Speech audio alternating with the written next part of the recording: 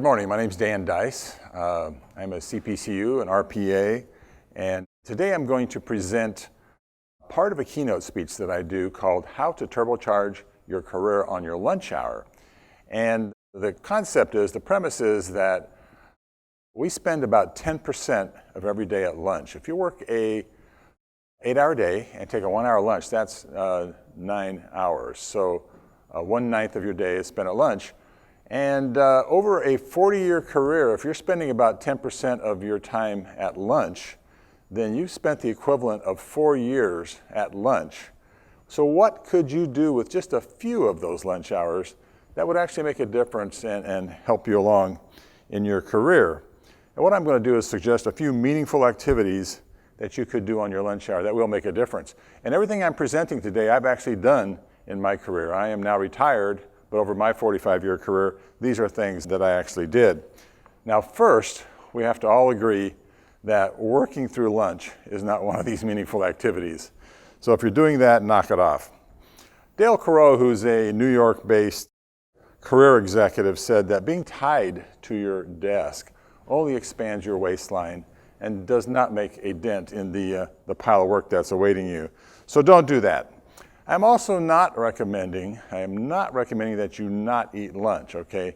You must eat lunch. You need a healthy lunch, and this will give you energy for the rest of the day. Usually we drag right after lunchtime, and so eat a high-energy, healthy lunch.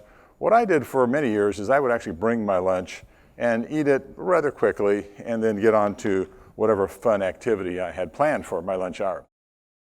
Okay, now one of the really important management skills is public speaking, meeting facilitation, and if you're going to be upwardly mobile, this is an area that you could work on improving in. The best way to do it, and the way I did it, is through Toastmasters.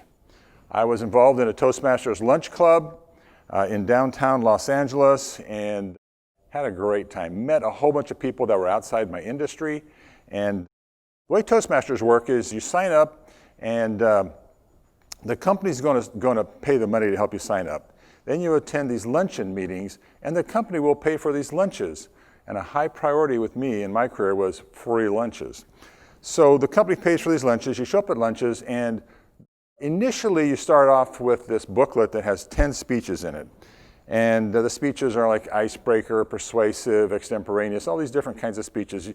And once you accomplish these 10 speeches, you get a little pin that says you're a competent Toastmaster. They also have contests. And so one day I showed up at my lunch meeting, and the club president runs up to me and goes, "Dan, do you know any funny stories?" I had no idea what he was talking about.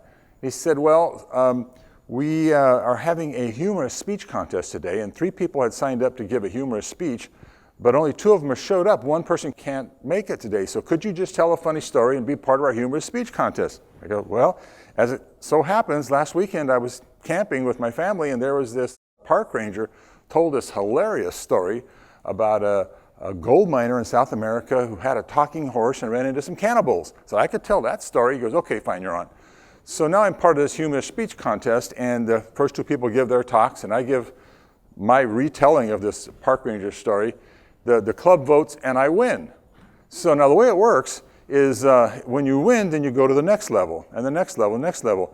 And if you win 7 levels, you're in Washington, D.C., competing for the National Humorous Speech Contest.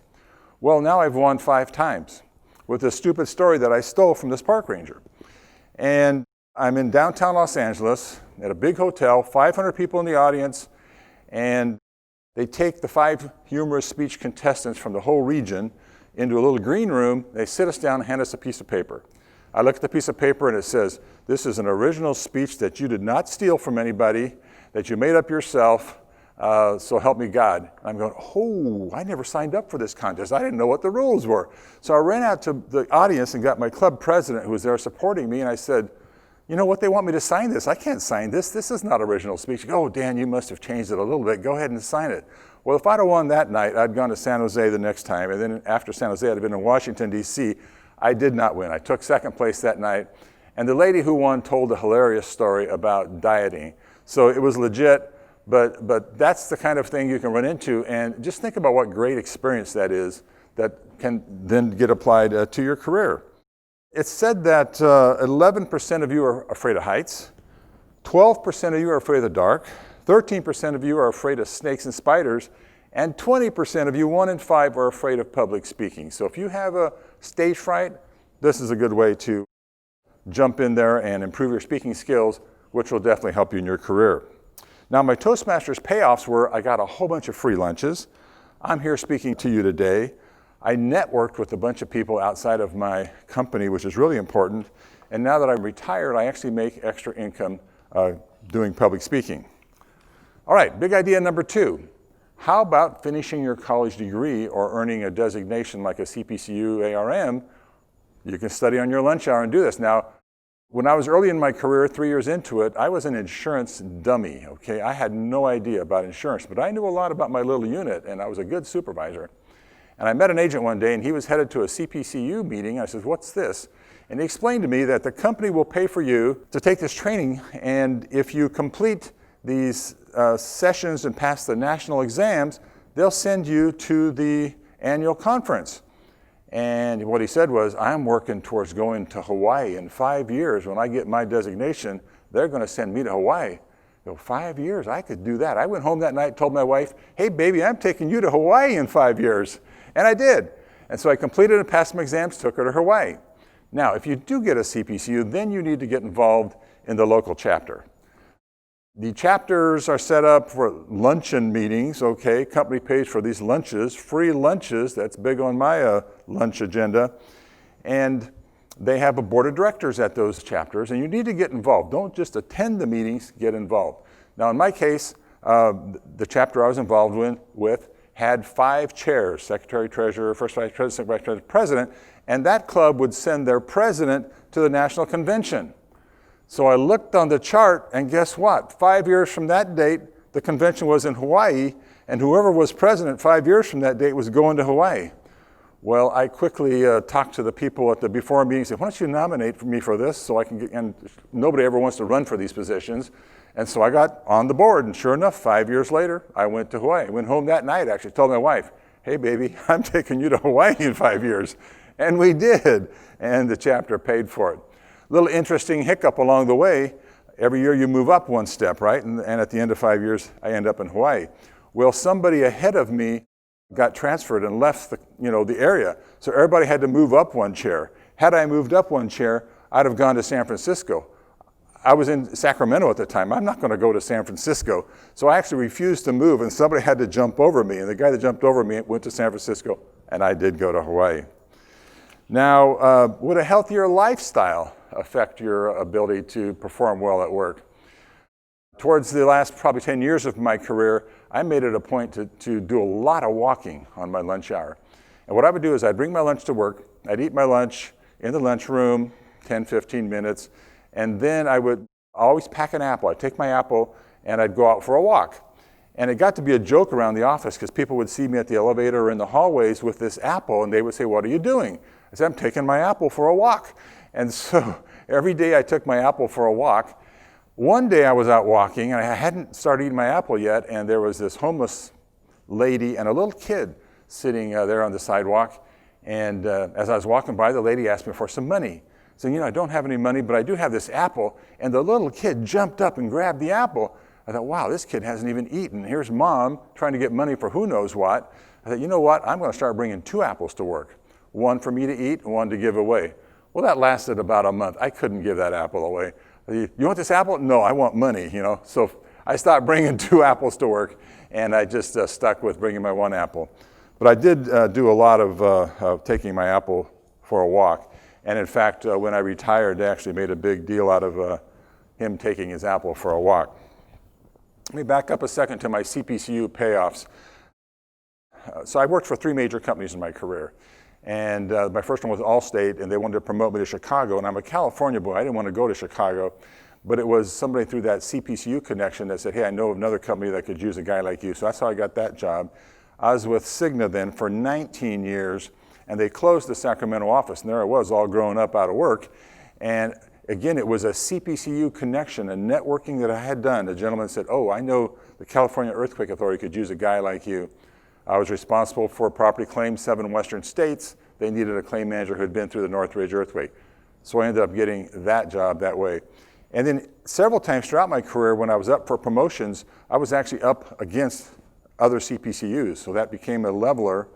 And once I got into the CEA, I realized that my boss was a CPCU and my peer manager was a CPCU.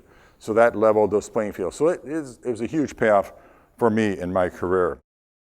So networking is very important. I just recommend that in your office or your circle of friends, ask somebody to go to lunch. Hey, would you like to go to lunch with me? I'd just love to get to know more about what you do. People love to talk about themselves, so invite them to lunch. And if you do go to lunch with somebody, you listen, let them talk. Now, if you're the kind of person that wants to talk, then don't take them to lunch because they're going to hate you, okay? But if you ask somebody to go to lunch and let them talk, they're going to think you're the greatest person in the world, and you're going to learn a whole bunch. And they may be in a meeting that you don't even know about. They're going, well, that Dan Dyce is just a really great guy. So I have about 30 different ideas that you could do on your lunch hour, but there's just no way that we have time for them today. Successful people read. Find out what your boss is reading. You walk by your boss's desk, you see a book on his desk, take a peek at it. What are they reading? You get that book, read that on your lunch hour. Then you can have a meaningful conversation. You're going to learn something, plus he's going to be impressed, or she's going to be impressed that you're doing that. Life enrichment activities. There were some things I did at my lunch hour that were just for fun, and that's good mental health for your career advancement. I at one point worked next to a museum a couple blocks away that the first Tuesday of every month was a free museum day. I would go there on my lunch hour and take the docent guided tour. There was a church a couple blocks from where I worked that had free concerts every Wednesday. I would go to those free concerts, and it was a lunch kind of thing, and you could bring your lunch. So I'd go into this church, sit with my lunch, and listen to world music. Really, just fun. There was a farmer's market not too far from where I worked, so on certain days I'd go to the farmer's market at lunchtime and buy more apples so I could take them for walks. I worked close at one time to the Capitol building, and they had, during the whole month of December, had Christmas music at lunch hour. Every day I'd go over there at lunch and listen to Christmas music. So the bottom line is that your lunch hour belongs to you. You can use it any way you want. You can work through lunch if you want, but I do not recommend that. And no one cares more about you than you, so why not take advantage of that time and purposefully do something meaningful that could have a good long-term impact on your career. So, in conclusion, I would love to go to lunch with you and learn what you do. So how about it? Let's do lunch.